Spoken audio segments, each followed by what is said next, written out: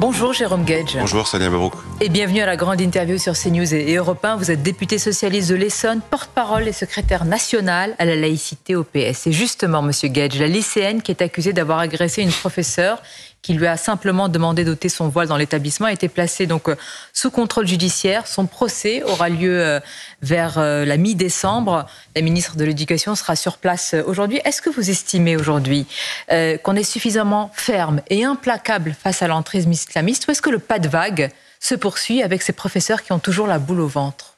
Alors les professeurs, en effet, ont la boule au ventre. Ce qui, je l'espère, a changé, c'est que quand des incidents graves de cette nature interviennent, la communauté éducative, la hiérarchie, soit immédiatement en soutien des enseignants. Et j'ai l'impression que c'est ce qui se passe, et je m'en félicite. Voilà. J'ai entendu hier dans l'hémicycle la nouvelle ministre de l'Éducation nationale, elle se rend sur place, c'est parfaitement légitime. Il ne peut pas y avoir l'impression, justement, qu'on laisse les enseignants tout seuls. C'est malheureusement ce qui s'était passé, parce que nous sommes au mois d'octobre, et le 16 octobre 2020, Samuel Paty est assassiné à Conflans-Sainte-Honorine. Et entre le par abandon, par lâcheté, entre le 9 octobre, dans l'établissement, entre le 9 octobre, date du jour où il fait son cours, je crois, notamment sur les caricatures, et son assassinat, on le voit, le procès a lieu dans quelques semaines. Il y a eu cette impression de pas faire de vagues. Et il s'est probablement retrouvé seul, soutenu par sa principale dans l'établissement, mais avec une hiérarchie et des choses qui se mettent pas en place. Donc ça, j'espère que c'est derrière nous. On l'a vu notamment au moment du lycée Ravel, où là aussi il y a une réaction immédiate de la hiérarchie, et je m'en félicite. Les profs doivent être soutenus à chaque fois que des élèves ne respectent pas la loi de 2004, ou de manière générale, le principe d'autorité dans l'école. Jérôme Guedj, le minimum. Et oui. Ensuite, quelles sanctions aujourd'hui? Dans un pays, vous l'avez rappelé, où deux professeurs sont tombés sous les coups de couteau. Oui, parce que j'ai parlé de Samuel Paty, et évidemment, nous sommes le 10 octobre, et le 13 octobre, ce sera les 1 an de la mort de Dominique Bernard. Vous attendez par rapport à cela? Alors, il y a deux sujets différents. Il y a évidemment, dès qu'il y a des voies de fait de la violence, cela doit être pénalement et le plus sévèrement puni. Mais moi, je suis de ceux qui regrettent que la laïcité en tant que telle ne donne pas lieu, en tout cas le respect de la laïcité, à des poursuites pénales. Je m'explique. Quand Aristide Briand, dans sa grande sagesse, le rapporteur de la loi de 1905, adopte les premiers articles, qui sont des articles de liberté et de protection, on l'oublie trop souvent. La laïcité, c'est une loi de protection, protéger celui qui croit comme celui qui ne croit pas, et leur permettre de vivre sans la pression de ceux qui veulent te dire « tu es obligé de croire » ou « je t'interdis de croire ». Donc, le problème, c'est quand on pose ce principe-là, il n'a pas de sens s'il n'y a pas quelque chose pour sanctionner l'irrespect de ces principes. Or, c'était prévu. Dans la loi de 1905, il y a un article, qui est l'article 31, qui sanctionne pénalement, et il a été toiletté, actualisé juridiquement au moment de la loi dite séparatisme, et c'était heureux de le faire, parce que cet article était tombé en désuétude. Que dit-il? Il dit que quand quelqu'un oblige quelqu'un de faire une pratique, vous pouvez illustrer, mets ton voile, sinon ça va pas. Mais en sens inverse, enlève ton voile parce que je t'interdis de porter le voile. Porter le voile, oui. On peut dans la rue être invectivé. Dans les deux cas, il n'y a pas besoin d'attendre que c'est soit une incitation à la haine raciale, soit une voie de fait, etc., ou qu'il y ait des violences. C'est une atteinte pénale à la laïcité. Le drame, je l'avais dit à Éric Dupond-Moretti, il n'y a pas une seule circulaire pénale qui indique au commissariat comme aux magistrats qu'il y a des atteintes pénales à la laïcité. Et moi, je souhaite qu'on réhabilite cela. Encore une fois, je le dis pour montrer que c'est une loi d'équilibre. Pour dire à ceux qui croient comme à ceux qui ne croient pas, la laïcité, elle vous protège. Je n'aime pas ceux qui en font un glaive contre telle ou telle catégorie de la population, et singulièrement contre les musulmans. Moi, je refuse que la laïcité soit instrumentalisée contre ceux qui ont leur foi sincère, privée, et qui peuvent l'exprimer comme la loi le permet dans l'espace public. Mais par contre, dès qu'on est dans le prosélytisme, dès qu'on est notamment sur le champ de l'école, dès qu'on est dans la violation des principes de la République, alors il faut qu'on puisse s'appuyer sur cette loi de protection. Donc la laïcité, c'est pas une loi contre telle ou telle catégorie de nos concitoyens. Et protection. Malgré tout, vous affirmez votre fermeté en exigeant ces sanctions pénales. Remontons il y a quelques années, c'était en 1989, la fameuse affaire des foulards de Creil, quand Lionel Jospin, socialiste, ministre de l'Éducation, aura une phrase ambiguë rappelant le principe de laïcité, comme vous le faites, mais lui appelant la tolérance. Rappelons-nous cette phrase. Voilà ce qu'il dit. « Je préconise que les directeurs et les enseignants disent à ses enfants et à leurs parents qu'ils ne doivent pas venir à l'école dans ces conditions. Bien, dont acte. Mais il ajoute, s'il y a blocage et s'il y a refus, je dis alors l'école doit accepter et accueillir ses enfants. » Votre discours par rapport... Il est différent de celui de Lionel Jospin à l'époque. Il y a eu un manque de prise de conscience, évidemment. Et c'est la raison pour laquelle la loi de 2004 est venue régler ce problème-là.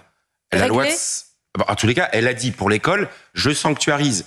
C'est pas une question d'appréciation, il n'y a pas une question d'accepter et d'accueillir les enfants. Il y a dans un premier temps, ce que prévoit la loi, un dialogue, mais sinon il y a interdiction de venir à l'école. Et ça a marché. Et les premiers concernés avec des coups de boutoir jusqu'à aujourd'hui. Non mais en tous les cas, entre 2004 et aujourd'hui, et c'est pour ça qu'à chaque fois il faut être clair et ferme avant même que les choses s'amplifient. L'année dernière, au moment de la rentrée scolaire, je fais partie de ceux qui ont soutenu la précision qui a été apportée dans une circulaire pour dire que les abayas qui n'existaient pas d'une certaine manière au moment de la loi de 2004 doivent être interprétés comme étant un signe ostentatoire religieux. Et d'ailleurs, ça a été confirmé il y a quelques jours par le Conseil d'État dans une décision. J'allais dire de signaux que l'on ne voit pas parce que les professeurs ne peuvent pas enseigner telle matière, parce qu'ils vont dans la boule au ventre.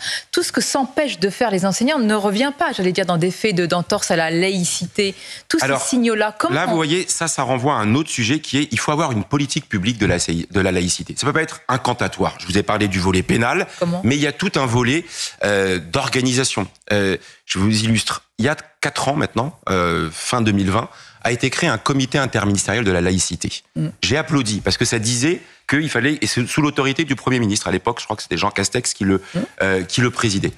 Ben, voyez-vous, il s'est pas réuni en 2022, il s'est pas réuni en 2023, il s'est pas réuni en 2024. Je vais même aller plus loin. Au moment de la formation du gouvernement, j'ai entendu un moment, il y avait une rumeur qui disait qu'il pourrait y avoir un ministère de la laïcité. Ben moi, je fais partie de ceux qui ont applaudi à l'idée qu'il puisse y avoir un ministère de la laïcité. Vous avez applaudi quand il y avait des cris d'orfraie de vos camarades de gauche. Mais oui, mais parce que la laïcité, non mais on peut s'inquiéter si c'est pour instrumentaliser, mais moi, par principe, c'est un beau principe, la laïcité. Il vient de notre famille politique. Mais simplement, il souffre du fait qu'il n'y a pas une politique organisée. Vous parlez des enseignants. Les enseignants, ils doivent tous être formés. Ça s'est fait progressivement. Mais les autres acteurs de la fonction publique, dans ce plan annoncé fin 2021, il était dit que 100% des fonctionnaires devaient être formés dans les 3 ans. On est très loin de ça.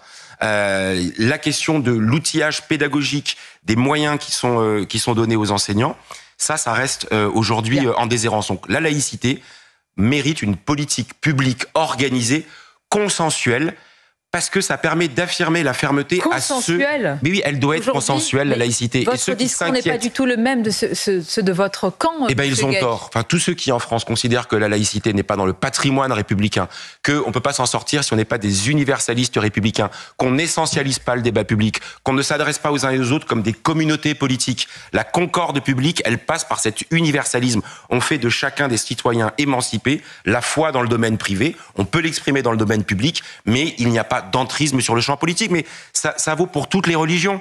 Quand au moment où on débat, aujourd'hui les coups de boutoir, faut reconnaître qu'ils viennent d'un islam radical. Mais moi je ne méprends pas. L'islamisme politique s'organise, fait de l'entrisme et on va même aller plus loin. Il a tué dans notre pays ces 10 dernières années, donc on connaît l'adversaire. Mais plus largement, à chaque fois qu'il y a une influence politique, religieuse dans le débat public, il faut avoir la fermeté des principes qui sont les nôtres. Autre défi, Jérôme Gage, évidemment, c'est l'épreuve du feu du budget. Alors, il y a beaucoup de pistes d'économie. On verra ce qui sera retenu. Une piste en particulier que pousse le ministre de l'Intérieur, Bruno Retailleau, c'est la réforme de l'AME. Il veut en faire une aide médicale d'urgence. Est-ce que ça vous choque? Il dit, le ministre de l'Intérieur, il est injuste de demander des efforts qu'aux Français. Il faut aussi les demander aux étrangers. Il a tort? Oui, il a tort et je vais vous dire pourquoi ça peut être facilement entendu. D'abord, son propre Premier ministre, j'ai entendu son discours de politique générale mardi, n'a pas évoqué cette position. La ministre de la Santé a été extrêmement claire au diapason de tous les ministres de la Santé précédents. Michel Barnier va trancher dans quelques jours, on verra. Oui, mais je pense qu'il s'il avait envisagé de faire cela, il aurait eu l'honnêteté de le dire dans son discours de politique générale, parce qu'il faut assumer ses positions. D'où je parle? Je parle de tous ces professionnels de santé qui nous expliquent que, en termes de santé publique, en termes sanitaires, c'est une aberration que d'interdire à des personnes qui sont présentes sur le territoire national d'avoir accès à des soins, parce que si elles en ont besoin, alors elles iront plus tard, elles seront plus malades. Elles sont pourtant, quand on parle de maladies contagieuses, eh ben elles auront pu propager la maladie, et elles iront à l'hôpital dans des mauvaises conditions, et ça va coûter plus cher. Je vous cite Didier Lesky, il est directeur général de l'Office de l'immigration et de l'intégration. Nous sommes d'accord, ce n'est pas quelqu'un que vous placeriez à l'extrême du bord politique. Voici ce qu'il dit. La France, qui fait partie des mieux-disants sur ce sujet, doit s'aligner sur ses principaux partenaires. En Espagne ou en Allemagne, par exemple, l'État ne prend pas en charge les maladies chroniques des étrangers en situation irrégulière. Si cette maladie s'est déclarée dans leur pays d'origine, la maladie sera prise en charge uniquement si elle menace la vie du patient. Évidemment que la France s'honore à aider les étrangers si c'est des situations d'urgence. Mais j'ai un désaccord sur ce point, c'est-à-dire il connaît bien son sujet. Mais les précédents ministres de la Santé de toute sensibilité, Roselyne Bachelot comme Aurélien Rousseau ou Agnès Firmin-Lebaudot, ont signé une tribune dans une situation budgétaire ensemble. Terrible. Oui, mais vous savez, ça représente 0,3% des dépenses d'assurance maladie. Voilà, on dépense 200 milliards de dépenses d'assurance maladie, et il y a moins d'1 milliard sur l'aide médicale d'État, ou un petit peu plus. Donc c'est pas le sujet. Et si on la supprime, je vous mets ma main à couper qu'il y aura des dépenses supplémentaires, parce que, comme vous dites, la personne qui est menacée dans son existence, on va la soigner. Donc on va dire à des gens qui sont présents de fait sur le territoire: restez avec votre maladie, attendez qu'elle s'aggrave, et quand elle menacera votre santé, alors vous irez à l'hôpital, et ça coûtera beaucoup plus cher à l'hôpital. Sur le diagnostic, vous êtes d'accord que le bateau... Non, je peux me permettre de dire une chose. Est-ce que vous êtes d'accord? Votre port d'entrée de la question budgétaire très... Mais justement, c'est parce qu'on est dans une situation budgétaire que, s'il vous plaît, n'agitons pas un chiffon rouge qui n'est pas à la mesure de la situation. Le problème, tout à l'heure va être présenté le budget de la sécurité sociale, 700 milliards, et le budget de l'État, 400 milliards. Donc on peut dire que tout est la faute des étrangers. Ce n'est pas vrai. Le problème principal que nous avons en France, c'est un problème de partage des richesses. Le choix a été fait depuis 7 ans de baisser significativement des impôts. Il n'y a pas de problème à trouver des économies dans les dépenses de l'État? Mais évidemment, mais le gros, vous savez, depuis 7 ans, depuis 2017, il y a environ 50 milliards de recettes fiscales qui ont été décidées d'être baissées, d'être supprimées par l'État. Donc l'État s'est auto-appauvri. Donc après il dit regardez, j'ai plus d'argent, donc je vais aller faire des coups de sombre à l'hôpital, à l'école, dans la justice, dans la police, dans les services publics. C'est un peu facile. Regardez la grosse décision qu'ils vont prendre. Le budget de la justice a été augmenté. Vous parlez d'Éric Dupond-Moretti. D'ailleurs, Monsieur Gued, j'ai regardé le programme socialiste législative. Vous savez combien vous proposez de dépenses supplémentaires de milliards? C'est Noël. Il devait y avoir 117 milliards, c'était le chiffrage que Valérie Rabault avait fait. C'est peut-être pas la bonne potion si on est dans une situation budgétaire aussi catastrophique. Mais pour la simple raison que, quand on injecte de l'argent public, on soutient le tissu économique, la demande, etc. Mais je veux juste vous donner une mesure, parce que ça concerne vos téléspectateurs, qui ne sont pas tous âgés, mais quand même certains. Et la mesure la plus efficace qui va être prise, c'est de désindexer les pensions de retraite. Donc là, au cœur de l'hiver, ceux qui devaient voir leur pension normalement augmenter, eh bien, ils vont devoir attendre 6 mois. Donc on prend dans les caisses, dans les poches, des retraités, pour justement équilibrer un budget pour lequel on a préféré, dans le passé, supprimer l'impôt de solidarité sur la fortune, moins taxer le capital que le travail. Moi, je suis pour que le travail paie, mais je trouve anormal que, quand on a des revenus du capital, ils sont moins taxés que les revenus du travail. C'est ça la justice fiscale. Pour l'abrogation de la réforme des retraites, oui. Mais vous ne pourrez pas aider dans ce sens. Pourquoi? Parce que vous ne serez pas à la tête de la commission des affaires sociales, et c'est en grande partie, si ce n'est la faute entièrement des insoumis et des écologistes, puisque face à un ancien ministre, eh bien, ils ont voté blanc. Pourquoi? Est-ce que pour eux, à leurs yeux, vous n'êtes pas un bon socialiste? J'étais candidat en effet pour être président de la commission des affaires sociales, c'est le domaine que je connais bien. Et à ma grande surprise, j'étais présenté et soutenu par les socialistes, pour qui cette commission était fléchée, comme on dit. Et à ma grande surprise, ils ont préféré ne pas voter pour moi, avec un argument qui est de dire je ne suis pas assez aligné sur leur position, voire je les conteste. Oui, j'assume cette liberté. et j'ai dit dans le passé tous les dérapages, toutes les outrances, tous les propos parfois insupportables qui sont venus que vous avez de la part... qualifié pour Jean-Luc Mélenchon pour un texte d'antisémite. Oui, pour la première fois, je dis que le 29 avril, Jean-Luc Mélenchon, me concernant, a écrit un texte antisémite et c'est la raison pour laquelle j'ai refusé de prendre le logo de la France Insoumise. Il a rappelé vos origines juives. C'est la première fois qu'on m'est essentialisé dans le débat politique. Mais pour autant, moi, je suis à gauche. Et qu'est-ce qui s'est passé dans ce vote ? Vous êtes universaliste. Moi, je suis un universaliste républicain. Pourquoi alors est-ce qu'on vous ramène à vos origines ? Pourquoi M. Mélenchon vous ramène ? Mais parce que c'est l'erreur, ça revient au débat qu'on avait précédemment. Dès qu'on s'adresse à autre chose qu'à la communauté nationale et à celle des citoyens libres et émancipés, qu'on pense qu'il faut segmenter d'une manière ou d'une autre la société, alors on abîme le pacte républicain. Et hier, ce qui s'est abîmé dans ce vote, c'est quand on laisse faire une présidence ou un candidat pour quelqu'un de droite, eh bien on abîme la gauche et on empêche surtout d'apporter les réponses efficaces. Et c'est pour moi assez révélateur de ce qui nous pend au nez. Pardonnez-moi l'expression. Voilà. Il faut qu'on ait une gauche républicaine, universaliste, laïque, écologiste, sociale, qui s'affirme. Et moi, je le redis, on peut être très à gauche, qui est mon cas, sur les positions économiques, sur les positions sociales. J'assume d'être très à gauche. Mais simplement, on peut le faire dans la crédibilité, dans la solennité, dans la gravité qui fait qu'on va convaincre des gens et pas se rabougrir. Vous savez, le repli sectaire, à la fin, il abîme la gauche, il l'empêche de gouverner. À ceux des Insoumis qui, hier, ont préféré laisser passer un président de commission des affaires sociales. Et vous savez pourquoi c'est grave ? Parce que le président de la commission des affaires sociales, il a des pouvoirs. Et on va démarrer dans quelques jours le débat sur le projet de loi de financement de la sécurité sociale.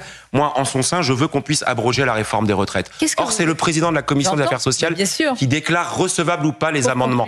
Et le nouveau président, il va empêcher l'examen d'amendements pour Qu'est-ce que vous avez encore en commun avec Jean-Luc Mélenchon qui appelle à mettre des drapeaux palestiniens le 8 octobre partout dans les universités ? Qu'est-ce que vous avez encore en commun avec Rima Hassan qui menace des journalistes et leur dit qu'ils vont devoir rendre des comptes ? Qu'est-ce que vous avez encore en commun avec des Insoumis qui préfèrent un ancien ministre de droite que vous ? Je n'ai rien en commun avec ceux qui préfèrent la brutalisation, la conflictualisation, l'hystérisation du débat public pour la simple raison, c'est que ça ne marche pas, ça ne gagne pas. Moi, je suis toujours pour le rassemblement de la gauche et des écologistes sans exclusive, mais sur une ligne qui cherche à apaiser, ce qui ne veut pas dire édulcorer le débat public pour convaincre plus de gens. Voilà. Et moi, c'est la ligne que je veux porter et incarner à gauche, parce que sinon, si en 2027, on fait la même chose qu'en 2022 ou en 2017, alors ce sera l'échec et ce sera la victoire du Rassemblement national. Merci Jérôme Gage, c'était votre grande interview.